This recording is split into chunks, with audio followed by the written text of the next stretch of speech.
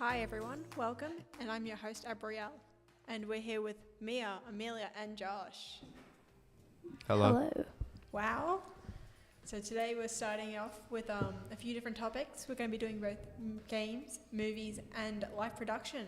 And we're starting off with games. Josh is going to talk to us all about it. Are we going to do Under Pressure or? Oh, we can if you want. Can you do Under Pressure? Well, we were.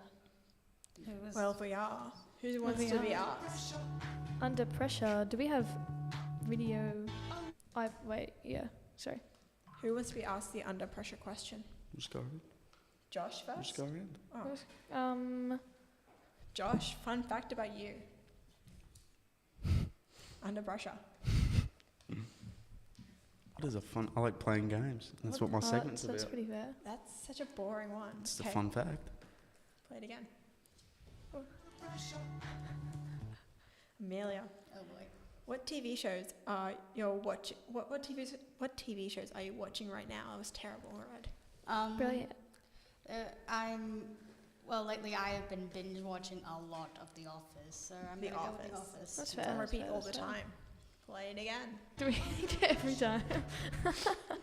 Mia, it's your turn. Oh gosh. If you had to be any Disney character, who would you be and why? You know the person in Beauty and the Beast, and they're like, I need 6 eggs. I'd be that guy. The village person. Just the random village person who needs 6 eggs. Well, like, who doesn't need 6 eggs? Okay. Play it again. Worst purchase you've ever made? The only purchase I've ever actually regretted was buying some overpriced butter chicken, and I did cry about it. It was very upsetting towards me. I know. I was just like, this was too much, and I just got paid. Okay.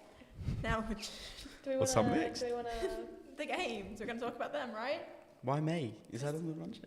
No, it's on the front sheet. Go. Okay. What's your... So Let's play my sound, huh? Yeah, let's play your sound. What is your topic today? God of War. God of War. Beautiful.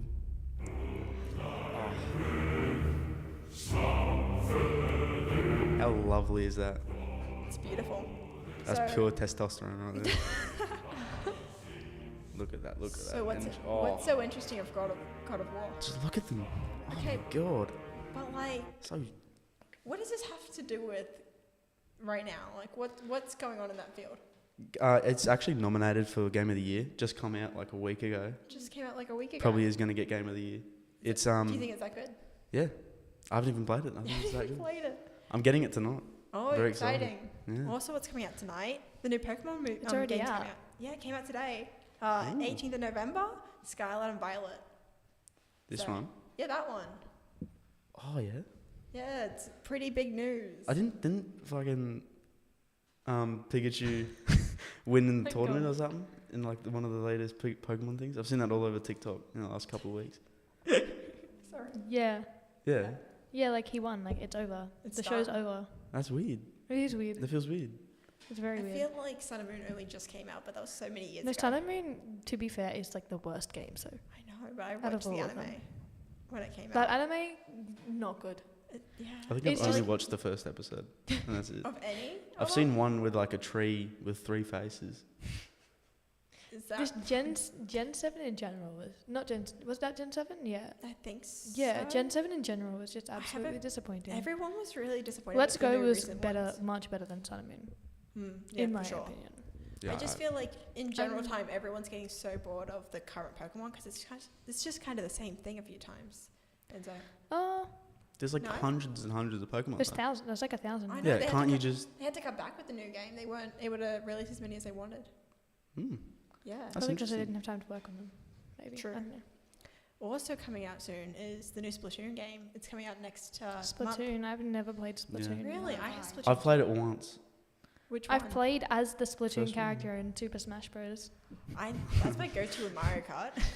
My That's go- that paint one, right? Yeah. Yeah. My, Okay. my The- go-to, the squid my is- go-to in Oh, Mario okay. Kart, and people are gonna judge me a lot for this, but it's actually the rose gold like peach. Really? And then I use like this unicorn motorbike thing, and it's all like steampunk metallic and stuff. I used to be like the Nice. Animal Crossing villager, but now it's strictly Splatoon. Hmm. Who do you play in Mario Kart? I don't play Mario Kart. Who do you mean you don't I'll play probably Mario Kart? Bowser or something. probably. Yeah, no, that makes We gotta get you to play Mario Kart soon, boy. Then who's your pick? It usually varies. If I'm playing like at home, I would mostly play as Peach or Yoshi. But whenever I'm one of the arcades close to where we live, I play as Pac-Man. Because why not? You know, you have some points. Fun. And talking about our topics and what we're interested in, Amelia's next with movies. Alright. What's up with you in movies? What have you put together today? Okay, well, I just want to talk about like some upcoming movies or movies that are already out that I think are worth seeing that are also worth mentioning. Alright, so for example, we're all friends with Marvel. We all know Marvel. Of course, right now we've got Black Panther Wakanda Forever out. I've been told that it's a tribute movie to the actor Chadwick Boseman, so may he rest in peace. And yeah, that's... I'm excited to see it.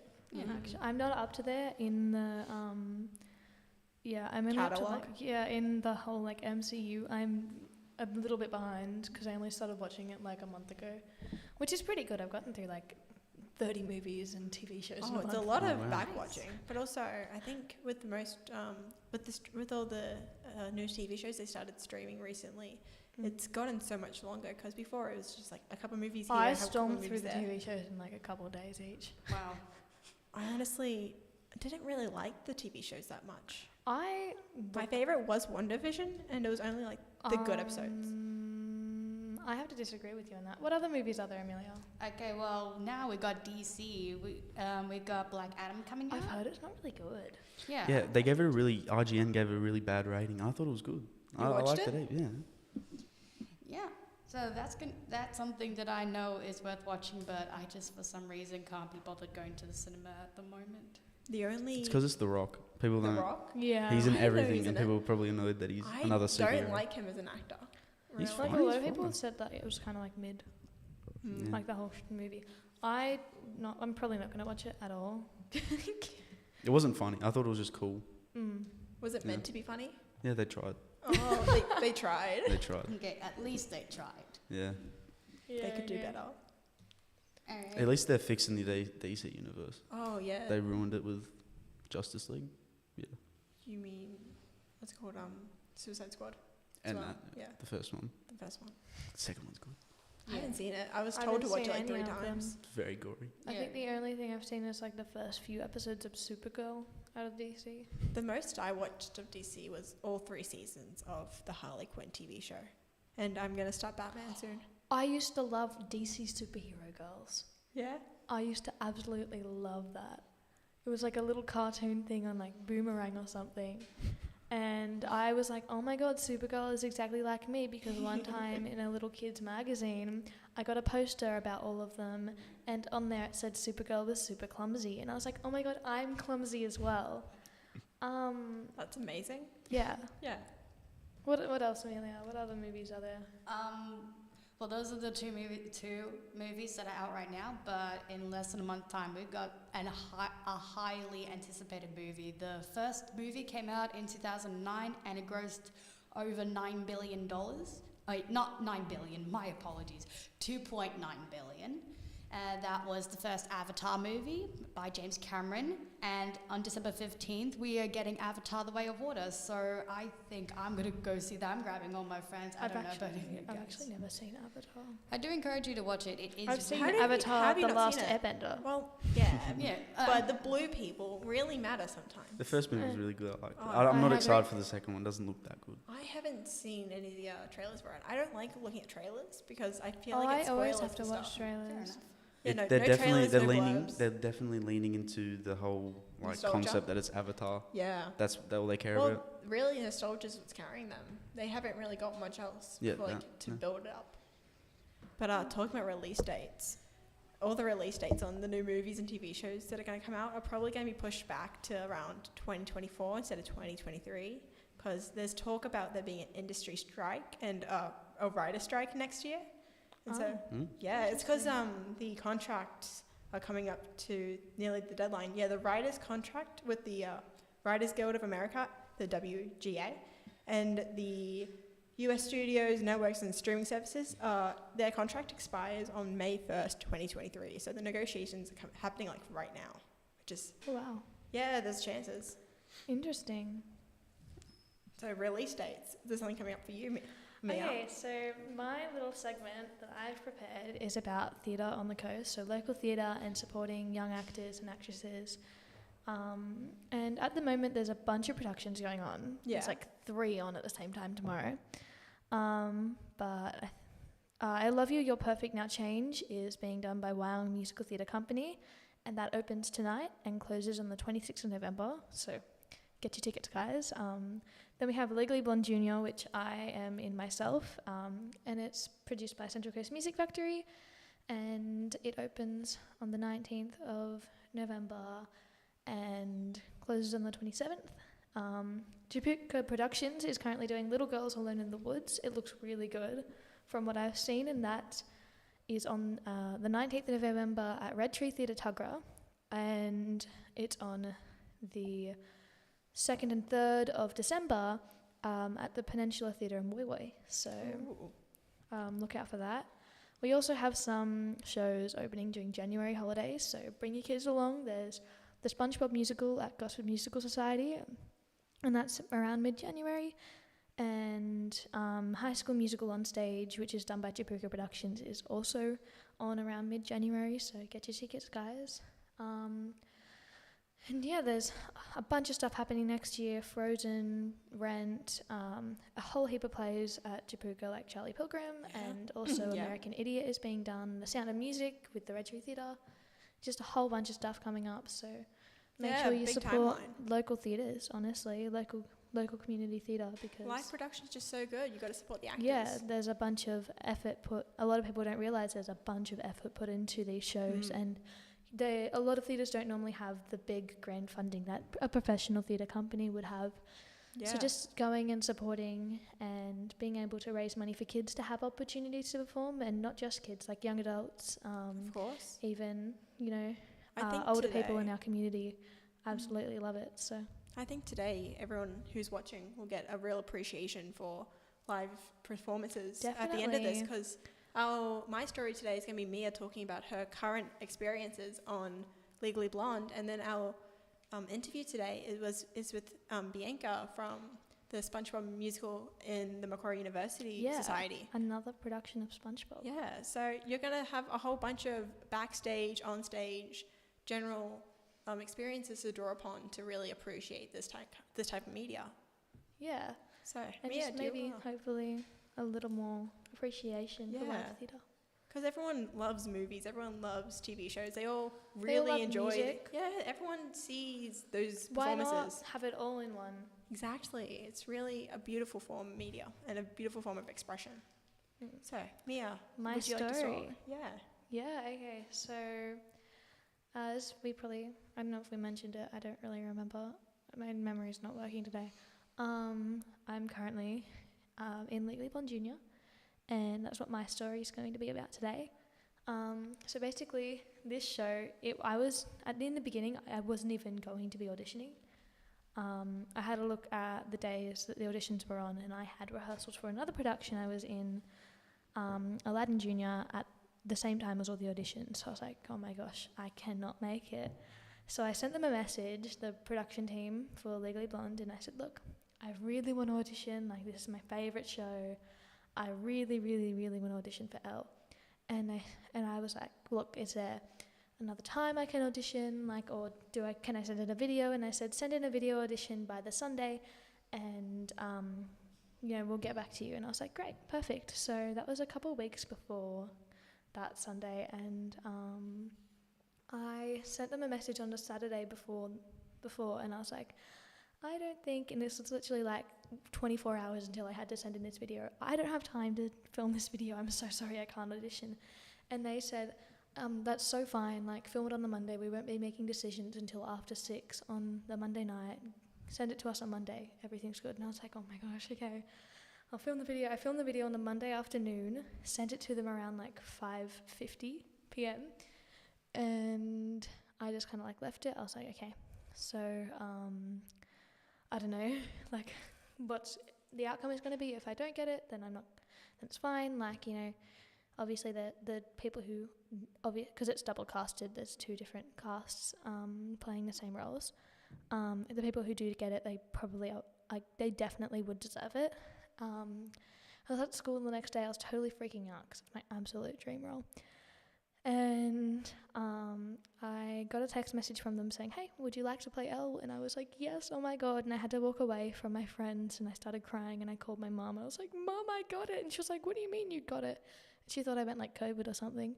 And I was like, I got Elle. And then like she freaked out. And then all my friends saw me crying. They're like, you good? And I was like, yeah, I'm really good. And I had to try and keep it in, like, I can't tell them yet, it's not released. And then I was messaging other people who had auditioned and I was like, oh my God, did you get a message? And it was like a whole thing. It was super exciting. And so we open tomorrow. We have our preview tonight where I'll be in the audience watching. It's the only time I get to watch the show, so I'm super excited. And rehearsals. Tell us about rehearsals. Rehearsed every Sunday from 9 till 5, so absolutely crazy rehearsals. Yeah, long days. But we also only started rehearsing in late July. Yeah. So that's only about a few months, and we didn't rehearse at all during October. We only rehearsed once in the entirety of October, so we only had like 3 months of rehearsals or something like that. The pressure's on. Yeah, it's super, like, you know, but I learned. So we rehearsed 9 till 5 and we'd spend a couple hours on the vocal rehearsal. So we'd all sit down and we'd learn what notes we have to sing with our musical director. And then we would spend a few hours on dance. So our choreographers would teach us the dance and we would go over stuff maybe in like the dances that we learnt the week before. And so we do a bit of that and then we spend a few hours blocking. So blocking is basically when the director sort of like places the scene and tells you what to do throughout the scene. So for example,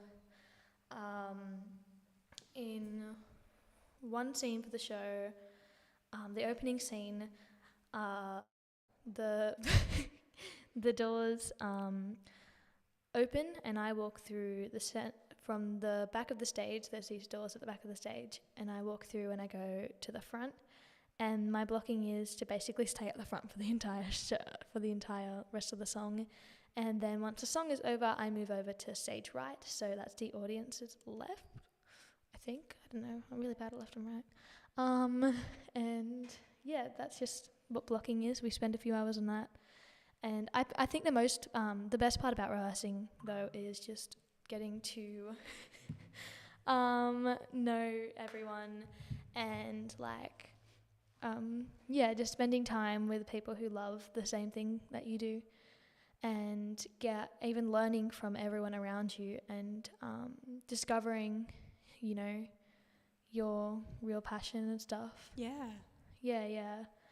And, like, you know, like I've learned so much from even the other girl who plays Elle, and she's absolutely incredible. Yeah, like, it's such a amazing social performer. environment. Yeah, and like everyone learns off each other. Everyone everyone's energy bounces off each other, and just being on stage, it's like a total different experience than like anything I've ever felt.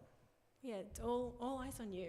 Yeah, it's just absolutely crazy. Like backstage, quick changes, and like, yeah.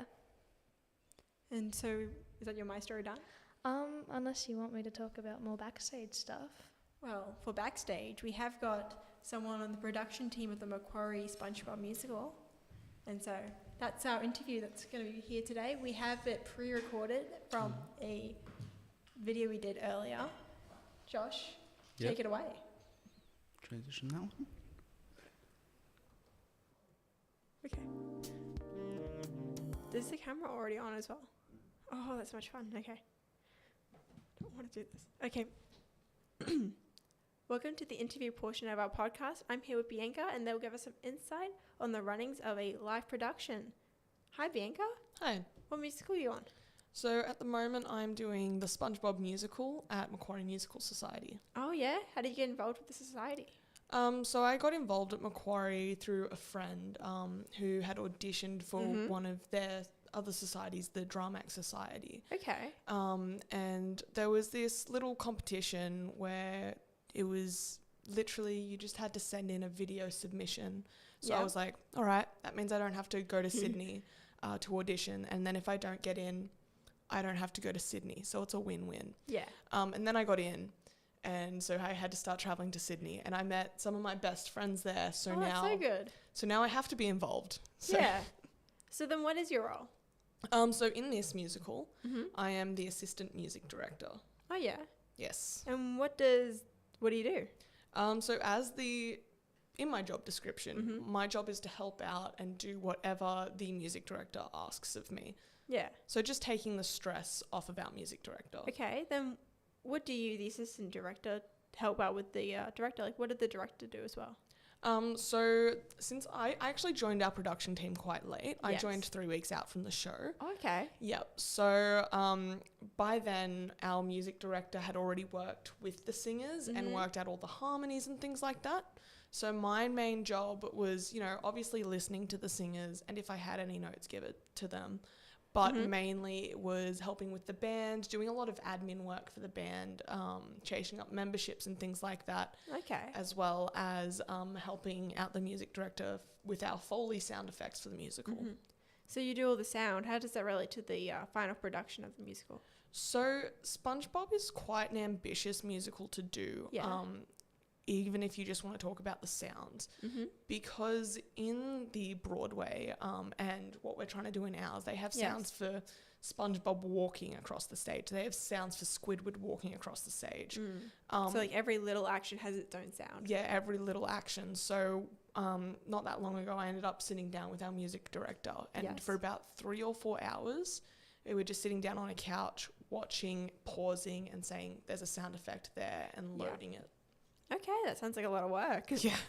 So then what was the process of getting the whole production onto a stage and like being ready for performance? So that whole process started off with obviously the auditions for the show, and then the band call out, and then just rehearsals. Yeah, so what was rehearsals like? So rehearsals, well, I started going to rehearsals about 6 weeks ago, just so I could listen to the cast, read through my music, and you can see how far they've come even in that 6 weeks, because they're really stage ready now. Yeah, so being stage ready, you have to do the whole bump-in process where you bump in is where you like get everything onto stage and being in the actual studio for it, not studio. Yeah. But, the stage. So what was that process like, the old bump-in moment? So our bump-in was actually this Sunday. Yes. And so my call time, as well as all the production team, our call time was 9 a.m. at the theatre. So we all showed up and we spoke about what we were going to be doing that day. Throughout the day, cast started coming in, helping us with the painting of the set, getting everything ready, because, again, it's quite ambitious to do SpongeBob set-wise. We've got several moving pieces. There's a volcano in the SpongeBob musical. We've made a volcano, and it's very ambitious to try and do. But we got through, and then this typically doesn't happen, but we had a bump-in/sits probe. So at about 2 p.m. actually, the band was all there, all set up, and that's the first time the cast ever got to sing with the band playing. Okay. Just so they could work out their cues, we could work out our cues, cut bars where they weren't needed, and do things like that. Oh, nice. Okay, then what is your job in relation to like the sound and like the sound operator work? So obviously myself and the music director need to work closely with the cast as well as our tech crew. So with our tech manager on the prod team, we talk to him a lot, discussing, can you hear the cast over the band? What do you need us to fix? So for example, I play the trumpet in the SpongeBob musical. I'm now muted for the whole show. Because just with a trumpet mute inside of my bell, just so you can hear the cast over the top of me. Right, of course. Because for this show, what we've actually done is the band is on stage. Ooh, exciting. Yeah, which is quite different for a production. Yeah, it's not very typical of it. No, it's not. But we wanted the band to be involved in the production. And so the band is on stage from start to finish. The curtains are never in front of them. Yeah. Which also makes backstage pretty interesting as well. Oh, it'd be hectic. Yeah, yeah. So then, what's it like backstage? Backstage, obviously I'm not back there a whole heap. Yes. But I know through some friends that are in the show, they have told me, and it doesn't seem like it like when we're doing our runs, but they've told me that it's so hectic back there because they've got so many quick costume changes in this musical. Yeah.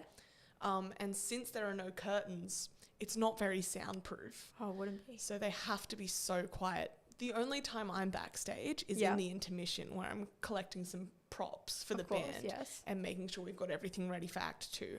And it's hectic when I'm back there in intermission. It'd be such a rush. So I can't imagine what it's like on a show.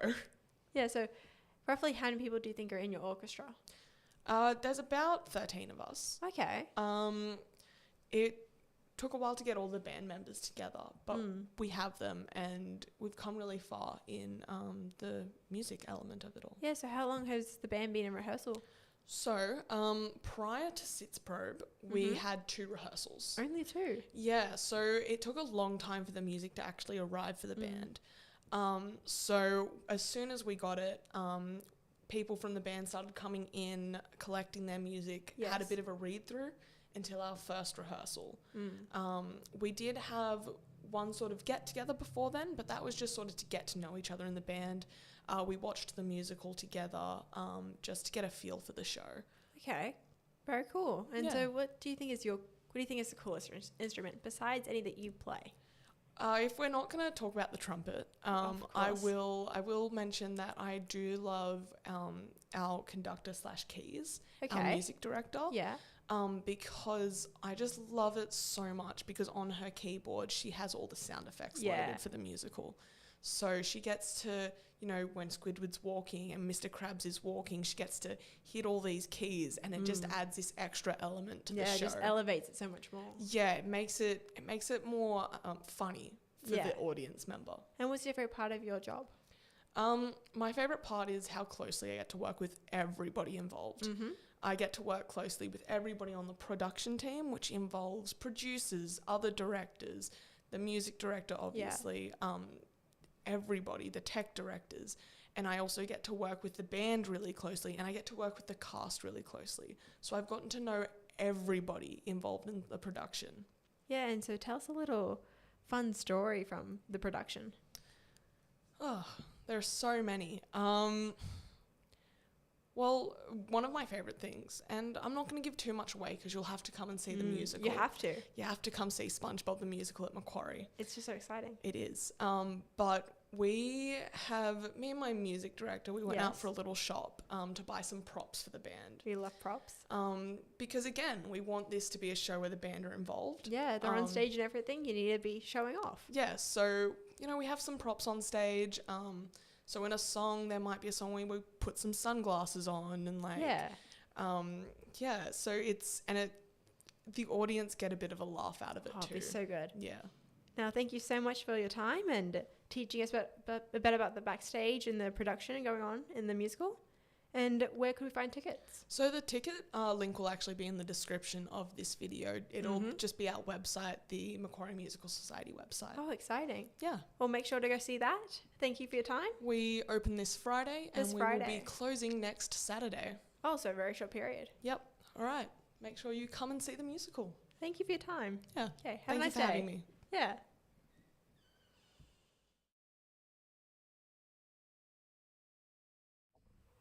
And that is our time, folks. I'm so glad you guys joined us. That was our whole podcast. Cool. Yeah. Right. Cool interview. And to play us out, we're going to have some beautiful music that Mia made. Yeah, I did do that. I did do that. Josh, change it over.